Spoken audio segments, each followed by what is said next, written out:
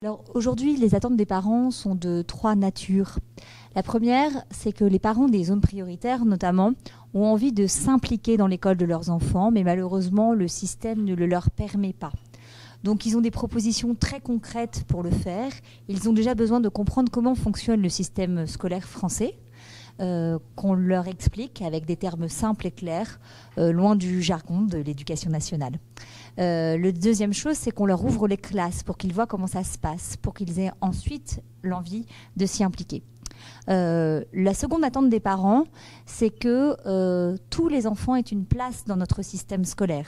C'est-à-dire que ce soit un véritable lieu qui accueille mais qui n'exclut pas. Or, aujourd'hui, ce qu'on découvre sur notre plateforme parents-professeurs-ensemble.org, c'est que lorsque l'enfant n'est pas dans le moule, c'est un enfant inadapté et donc exclu.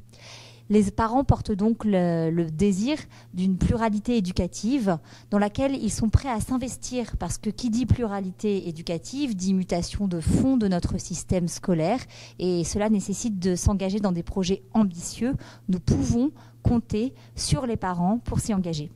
Et enfin, la troisième remontée terrain sur les attentes des parents, c'est celle d'arrêter une stigmatisation des enfants simplement par le lieu d'habitation. En effet, aujourd'hui, par le seul lieu d'habitation, on sait déjà quel est l'avenir de l'enfant. Ça n'est pas acceptable. Comme le dit Laurence, une maman qui témoigne sur notre plateforme, cette inégalité est indigne de notre système scolaire.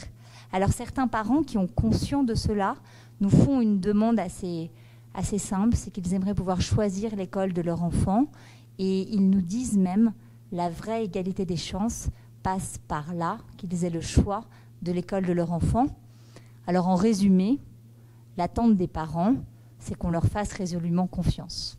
Alors en termes d'égalité des chances, l'attente des parents, c'est de pouvoir notamment choisir l'école la plus adaptée à leur enfant, notamment quand ils sont dans des zones prioritaires où le seul lieu d'habitation, l'adresse postale suffit pour nous prédire l'avenir de l'enfant, et aussi parce que eux, parents qui connaissent leur enfant depuis la naissance jusque très tardivement, savent ce qui est adapté pour eux.